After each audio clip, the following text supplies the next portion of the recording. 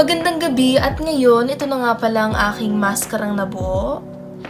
At ipapakita ko sa inyo ano ang aking mga ginamit upang mabuo ito. So, makikita niyo naman po na ako ay gumamit ng mga peking bulaklak sa gilid ng mata.